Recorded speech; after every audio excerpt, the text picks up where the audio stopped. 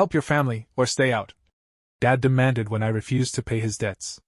I chose the second option, tired of their endless demands. 3 days later, a lawyer contacted me. I stared at my phone, heart pounding, rereading my father's message for the third time. Help your family, or stay out. That was it. No explanation, no discussion, just an ultimatum. And for the first time in my life, I made the choice I should have made years ago. I chose myself. I locked my phone and tossed it onto the couch. The silence in my tiny apartment felt foreign, unsettling. For as long as I could remember, I had lived under the weight of my father's reckless decisions, pulling him out of every financial disaster he created. The gambling debts, the failed business ventures, the credit card bills that he always swore he'd pay back, except he never did. I was his walking, breathing bailout fund, and he never even had the decency to feel ashamed of it. But this time was different. This time, when he called, voice dripping with that familiar mixture of entitlement and irritation, I said no. And he had laughed. He actually laughed, as if the idea of me refusing to save him was absurd, a joke. Then his voice had turned cold. He told me I could either help my family, or stay out.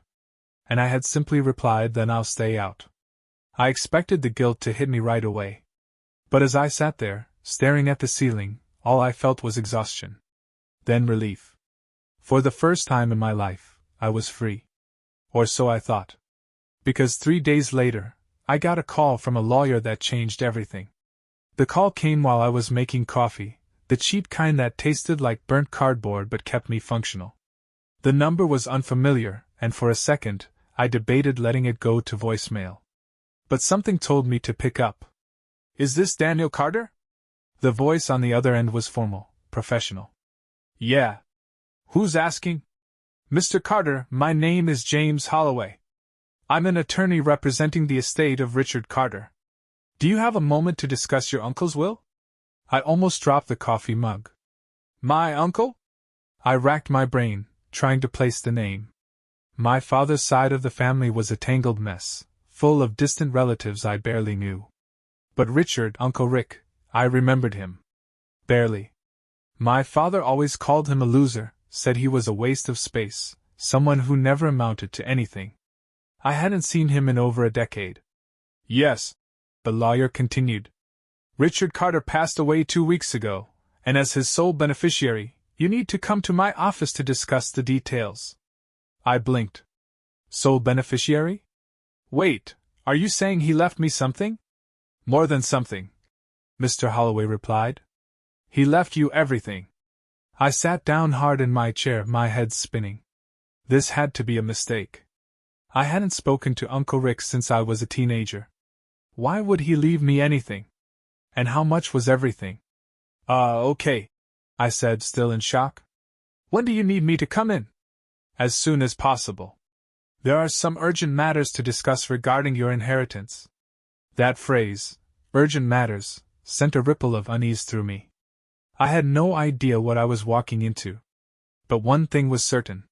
For the first time in my life, the power was shifting in my favor.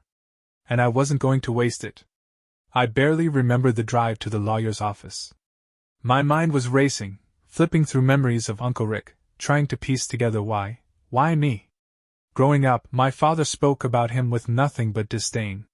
Rick's a bum, he'd say. Can't hold a job, can't keep a roof over his head. He's a failure. That was the extent of my knowledge.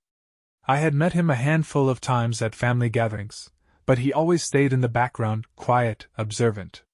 While my father bragged about his latest scheme, or my mother gushed over my sister's accomplishments, Uncle Rick would just sip his drink and nod. He never got involved. Then, one day, he just disappeared from our lives. No one talked about him. No one seemed to care. But now, 10 years later, here I was, about to inherit everything from the man my father despised. When I arrived at the law firm, I expected some dingy little office with stacks of old papers and a guy in a cheap suit. Instead, I walked into a high-end firm, all glass walls and expensive leather chairs. The receptionist greeted me with the kind of polite indifference reserved for people who didn't belong. Mr. Carter? I turned to see a middle-aged man in a tailored suit, holding a file in his hands. "James Holloway," he said, shaking my hand. "Please follow me." I followed him down a long hallway into a sleek conference room. He gestured for me to sit. "I imagine you have a lot of questions," he began, flipping open the file. "Your uncle, Richard Carter, was a private man. But before he passed, he made sure his affairs were in order. You are the sole beneficiary of his estate, which includes his financial assets, properties, and business holdings." I blinked. "Business holdings? How much are we talking about?" I asked, hesitating. Mr. Holloway slid a piece of paper across the table. I picked it up and scanned the numbers. Then I froze. 7 figures. I read it again, my brain refusing to process it. This isn't possible," I said. "My father always said he was broke." "Your father was misinformed," Holloway said, his face unreadable. "Richard Carter was very successful. He made smart investments, ran multiple businesses, and lived modestly. That's why no one realized how much he was worth." I gripped the paper, my pulse hammering. My father had spent his whole life scrambling for money, demanding it from me whenever he messed up. And all this time, the real wealth in the family had belonged to the uncle he had mocked and ignored. I almost laughed at the irony. "So what now?" I asked, trying to keep my voice steady. "Now?" Holloway leaned forward. "Now you decide what you want to do with your inheritance. But I have a feeling you already have some ideas." And he was right. Because for the first time in my life, I was in control. And I knew exactly where to start. I left the law office with a folder full of documents, and a mind full of possibilities.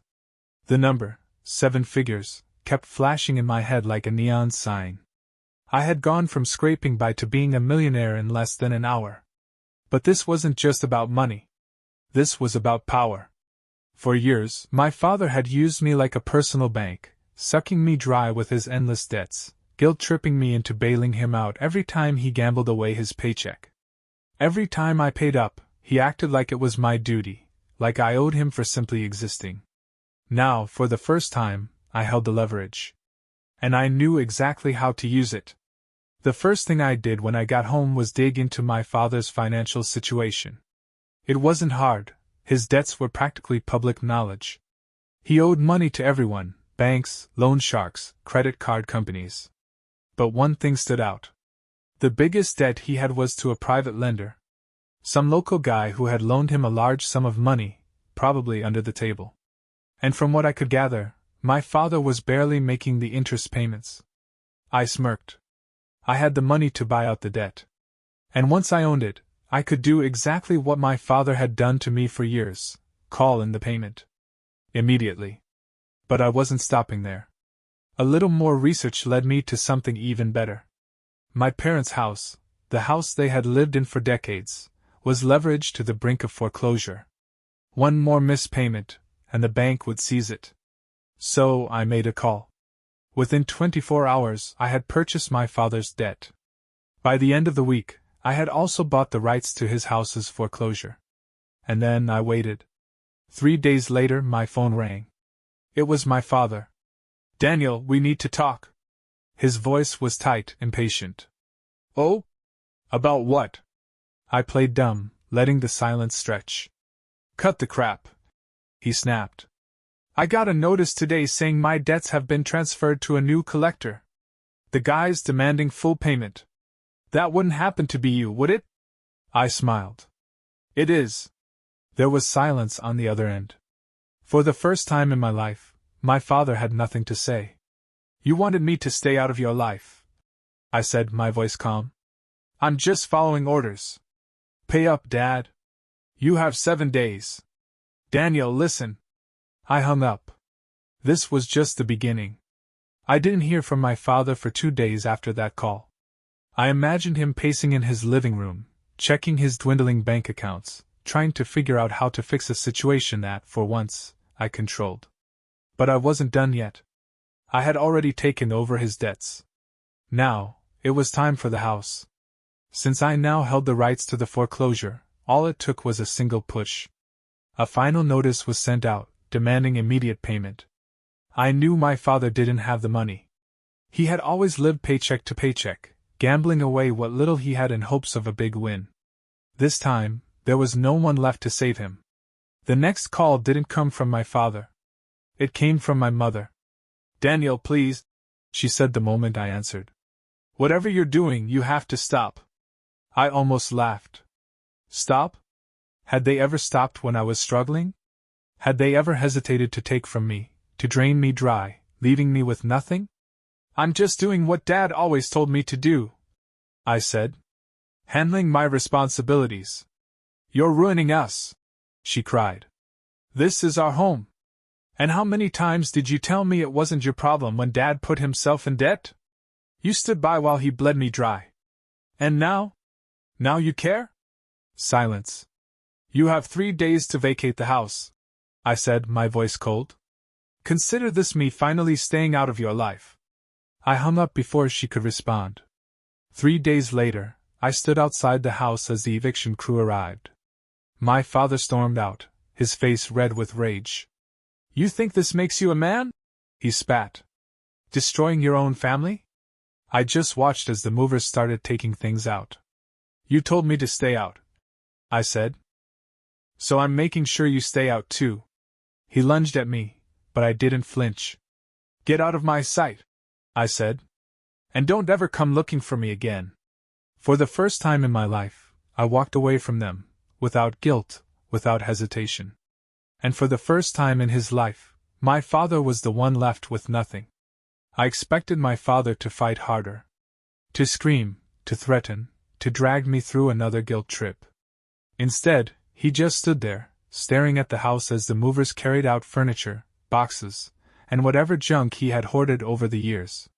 My mother clung to him, her face streaked with tears, but he looked hollow. Defeated.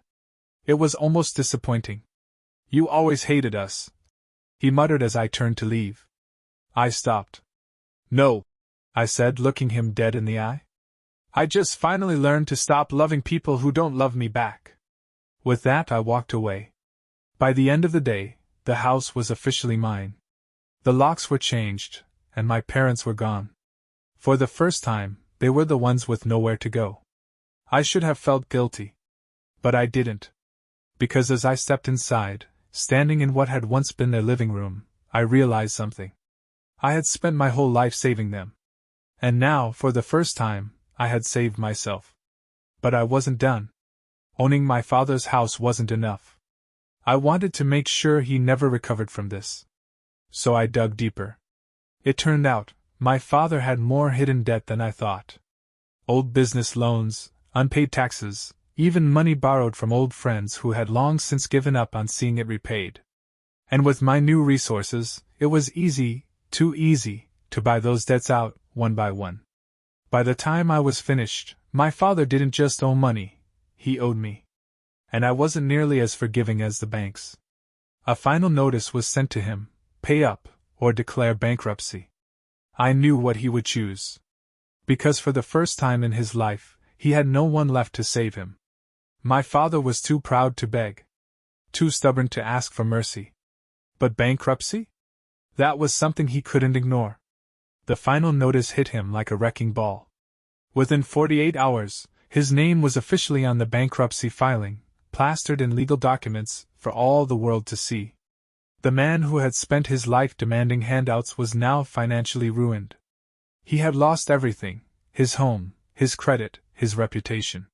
And I made sure he knew exactly who was responsible. A single text: "Now we're even." He didn't reply. But I knew he got the message. Meanwhile, I turned my attention to the house. It wasn't just about taking it from them. I wanted to erase every trace of them from it. The first thing I did? Rip out every memory of them. The old furniture? Gone. The family photos? Trashed. Every reminder of the life they built on my back? Erased. And when the house was finally mine, clean, new, untouched by them, I made one final move. I sold it. Not because I needed the money, but because I wanted to make sure my father could never crawl his way back into it. The day the sale went through, I got another call. My mother. I debated ignoring it. But curiosity won. Daniel, she started, her voice softer than I'd ever heard it. We need to talk. I leaned back in my chair smirking. About what? I said. Your father. She hesitated. He's not doing well. He's lost everything. You've made your point. Have I? I cut in. Silence. You were fine with me struggling, I said, voice calm. Fine with me drowning in debt for his mistakes. But now that he's suffering, it's suddenly a problem?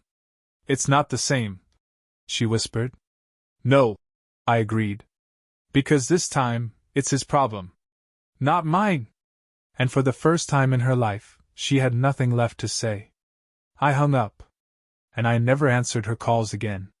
Weeks passed, and for the first time in my life, I felt free. No more late-night phone calls. No more begging for money. No more feeling like I owed them something just for existing. I had spent years drowning in their problems, but now? I was the one standing on solid ground, while they sank. But I wasn't quite finished yet. One night, I got a message from an unknown number. I almost ignored it. But when I opened it, I saw just one sentence. I need to see you. Please. I knew who it was before I even checked the number. My father. I almost deleted it. But then I thought, no. I wanted to see him, to see what he had become. So I sent a single reply. Tomorrow. 3 p.m. The diner on 5th. When I walked into the diner, I barely recognized him. The man who once stood tall, arrogant, always in control, was gone. His clothes were wrinkled, his hair unkempt, his hands shaking as he stirred his coffee. And when he finally looked up at me, for the first time in his life, my father looked small. Daniel, he started, his voice hoarse. What do you want? I asked, keeping my tone cold. He exhaled shakily. I need help. I tilted my head, pretending to think. Help? That's funny. I seem to remember you telling me to stay out if I wasn't going to help. His face twisted. I didn't mean. You meant exactly what you said. I cut in. He clenched his jaw, trying to hold on to what little pride he had left. But I could see it, the desperation behind his eyes. Look, he muttered, rubbing his face. I messed up. I know that. But I'm still your father. I laughed. No, Dad. You were just a man who used me until I had nothing left to give. And now that I'm the one in power, you suddenly remember you're my father? Silence. Please, Daniel, he whispered. I have nowhere to go. I leaned forward, resting my elbows on the table. Neither did I said. But you didn't care then. So why should I care now? His eyes widened, like he truly hadn't expected me to be this cold. Because I'm your family, he said weakly. I smirked. And you told me to stay out of my family. So now? I stood up, throwing some cash on the table for my coffee. You stay out of mine. And with that I walked away, leaving him alone, just like he had left me for years. I didn't look back as I walked out of the diner. I didn't need to. I had seen everything I needed to see. The once proud man who had lorded over me for years, who had demanded my obedience, my money, my sacrifices, was now nothing more than a broken man in a cheap diner, begging for scraps. And I had no sympathy left to give. That night I sat in my apartment, staring at my phone. I knew my father would try again. He always did. He had never been the kind of man to accept defeat, until now. Because for the first time, he had run out of people to manipulate. He couldn't run to my mother, she was just as lost as he was. He couldn't run to my sister, she had always relied on me to clean up their messes. And now, with no home, no money, and no one left to use, he was finally facing what he had forced me to face for years. Rock bottom. My phone buzzed. I expected another message from my father. Another desperate plea. But it wasn't him. It was my uncle's lawyer, James Holloway. Mr. Carter, I wanted to follow up regarding your uncle's estate.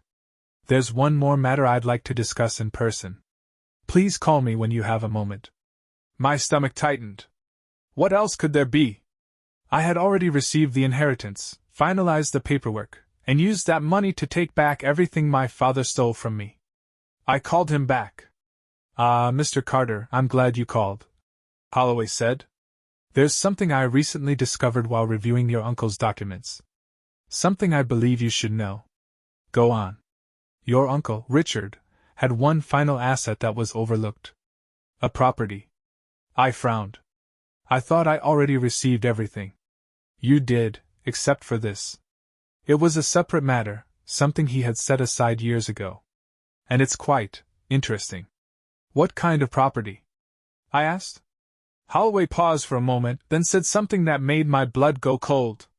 Your father's first business. The auto shop. Your uncle bought it years ago, quietly. And now? It belongs to you. I sat there, gripping my phone, struggling to process what I had just heard. My father's old business. The one he lost due to his own failures. The one he had poured years of his life into before destroying it with his reckless spending. It was mine now. I almost laughed. Because in one final, unexpected move, my uncle had given me the last piece of leverage I needed. Not only had I taken my father's home, his money, and his pride. Now I owned the very thing he once prided himself on the most. The thing he lost. The thing he had failed to hold on to. And the best part? I had no intention of giving it back. So, Mr. Carter, Holloway said, would you like to schedule a time to visit your new property? I smiled. Absolutely. I stood outside the auto shop the next morning, staring up at the faded sign my father had once been so proud of. The place was run down, abandoned for years. Weeds cracked through the pavement, and the paint peeled from the walls. It was a perfect reflection of my father, once standing tall, now nothing. I walked through the doors, the scent of oil and rust still lingering in the air. This place had once been his dream. Now, it was mine to control. And I already knew exactly what to do with it. I made a call. Within a week, the property was sold. Not back to him. Not to someone he knew. But to a corporation that would tear it down and build something new. By the time my father found out, it was already too late. He called me, furious, desperate. You had no right, he screamed. I only had one thing left to say. I had every right. You made sure of that. And then I hung up.